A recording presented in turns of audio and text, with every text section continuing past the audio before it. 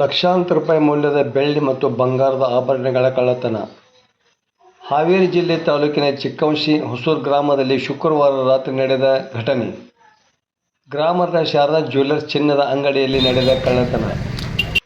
ಗ್ರಾಮದ ನಿವಾಸಿ ಅಣ್ಣಪ್ಪ ಭಜಂತ್ರಿ ಎಂಬುವರಿಗೆ ಸೇರಿದ ಆಭರಣಗಳ ಅಂಗಡಿ. ಕಬ್ಬಿಣದ ಶಟರ್ಸ್ ಮುರಿದ ಕಳ್ಳರು. 20 ಕೆಜಿ ಬೆಳ್ಳಿ ಮತ್ತು 20 ತೊಲೆ ಬಂಗಾರದ ಆಭರಣ ಇಟ್ಟಿದ್ದ 4 ಕ್ವಿಂಟಲ್ ಭಾರದ ಲಾಕರನ್ನೇ ಎತ್ತಿಕೊಂಡು ಹೋದ ಖತರ್ನಾಕ್ ಕಳ್ಳರು. 40 ಲಕ್ಷ ರೂಪಾಯಿ ಮೌಲ್ಯದ ಚಿನ್ನ, ಬೆಳ್ಳಿ ಆಭರಣಗಳನ್ನು ಕದ್ದ ಚಾಲಾಕಿ ಕಳ್ಳರು. ಹಾವೇರಿ ಜಿಲ್ಲಾ ಪೊಲೀಸ್ ವರಿಷ್ಠಾಧಿಕಾರಿ Yashoda Vantagodi, additional SP Y L Basheerkol, Shiggaon DYSP, Hanagal CPI, PSI ಹಾಗೂ ಶ್ವಾನದಳ ಅಧಿಕಾರಿಗಳು ಭೇಟಿ. ಕಳ್ಳರಿಗೆ ಬಲೆ ಬೀಸಿದ ಹಾವೇರಿ ಪೊಲೀಸರು. ವರದಿ ನಾಗರಾಜ್ ಅಣಿಗೆ, ಪ್ರಜಾಧ್ವನಿ, ಲಕ್ಷ್ಮೇಶ್ವರ.